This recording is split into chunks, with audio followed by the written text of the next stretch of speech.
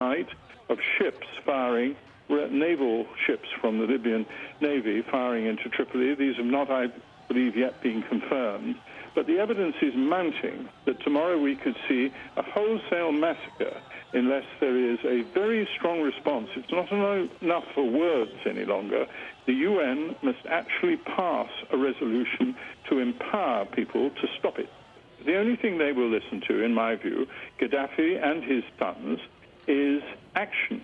And the only thing that will stop them is action. And the action has to come from the Security Council, who are empowered to enforce a no-fly zone. And we have the capacity, we have aircraft. British have aircraft in Cyprus. The Italians have airfields that are within range. Egypt has air force and the capacity to do so. It must be international action, and it must be under the UN Charter. It must have the authority of the world's effective force. And that means the UN Security Council has to give them that authority. I can't think of a time where it is more urgent. It's not easy to do it very quickly, but the armed forces are scheduled to be able to act in an emergency. Pass such a resolution, and it would very much instill in the Libyan army and air force and navy that if they were to act against the UN Charter, they would be conducting themselves in a way that would enable them to be had up as war criminals. The British government has strongly condemned the attacks on protesters in Libya, but in recent years, British governments have come to see Muammar Gaddafi as a vital business partner and an ally in the so-called war on terror. Barnaby Phillips has more. They chanted abuse outside their embassy in London, and maybe the Libyan leader has run out of time. But for the British, this is awkward. A former Prime Minister famously reached out to Muammar Gaddafi. If Tony Blair had concerns about his host's human rights record, he put strategic issues first. And that position is defended by the British government today. It is important that the work was done some years ago to work with the Libyan government to stop their weapons of mass destruction program and their sponsorship of international terrorism. And so I think it was quite right to do that work. Otherwise, we would be dealing with an even worse situation today. Another embarrassing moment, a hero's welcome home for the Libyan man convicted of involvement in the Lockerbie bombing. The British say the release of Abdelbasset El-Magrahi was a strictly legal matter, with no connection to the growing interests of its oil companies in Libya. People believe that there are large reserves still to be untapped in Libya, and big companies like BP and Shell look for big wins. So at that level, it would be very good for Shell, it would be very good for BP after their terrible year to get a big win in the Libyan desert. But basically, yes, the British matter in Libya. The British are big in oil and gas, and that's been linked into also a whole network of political and economic relations. Britain is a major arms exporter. Its weapon sales to Libya are worth millions rather than billions, but its companies have been lobbying for bigger deals. The British government has cancelled 8 arms export licenses to Libya and says it's reviewing several others. This is because of concerns that British weapons could be used against Libyan protesters. Nonetheless, there are still many awkward questions here about the scale of commercial links between Britain and Libya. The UK has sold everything from sniper rifles to tear gas to crowd control ammunition. And so these are clearly the kind of weapons we see on the ground being used against protesters. They believe change back home is coming.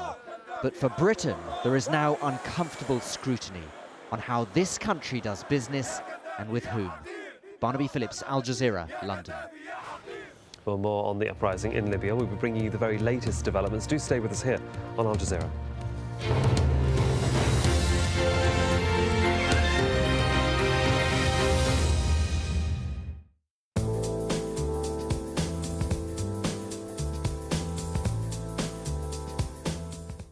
Hello, we have more tropical problems across Australia. Another tropical cyclone still causing problems just around northern parts of Western Australia. This is Tropical cyclone Carlos, it has reinvigorating and it is bringing some very heavy rain, flooding rains once again across that northwestern corner of Australia. You come inland and here it's wet enough. We've got some very sharp showers coming all the way down into South Australia, and it's still very disturbed just around Brisbane, southern parts of Queensland, still seeing some very heavy downpours. The dry weather remains into that southeastern corner, nice area of high pressure here, but you can see the showers still feeding up towards Queensland, northern Australia, staying very unsettled. And here goes Carlos, it's sliding its way down towards the far west. By the time we come to the middle part of the week, we'll also see some rather wet weather making its way across New Zealand. But look further north here, we have Tropical Cyclone Atu. That's making its way very close to New Caledonia. It will just punch its way between New Caledonia and Fiji, sinking further southwards, but I think both places will still see some very heavy rain. Showers or longer spells of rain also affecting New Zealand ahead of the pending storm. Heavy showers continue across Southeast Asia. It's not too bad across Borneo, but some rather wet weather once again for northern Malaysia and southern parts of Thailand over the next couple of days.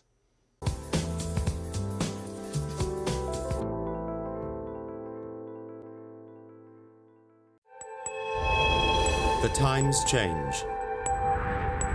The instruments evolve. The battlegrounds shift. This is America! Our country! But the international struggle continues. He was murdered! Uncompromising, hard-hitting investigations. I can't get no justice from no one in Jamaica. People and power, at this time on Al Jazeera.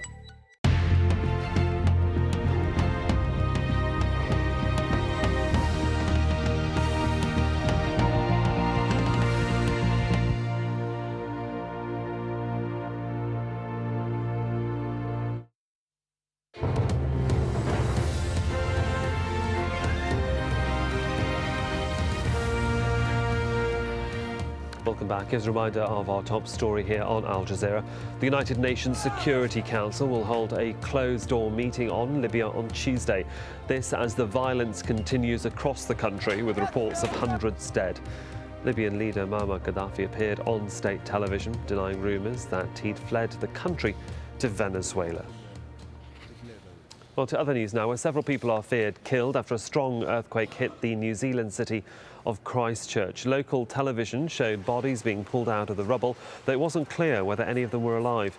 The local police are reporting multiple fatalities due to the quake. Several are still feared trapped under the debris of collapsed buildings.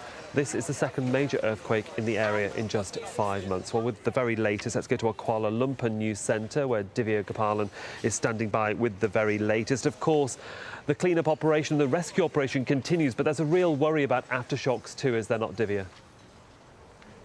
Indeed, Sohail, much of the damage has been done during those aftershocks, and many of the people were injured during the aftershocks. Now, I'd like to point out that the fatalities have been confirmed, but the authorities are very reluctant to give out any numbers at this point. They say there are injuries, they say there are fatalities, but they have not come out and said exactly how many people they fear have been injured or have been killed. The Civil Defence Minister is due to give a press conference very soon, and people are hoping that they will confirm or give some more information about the situation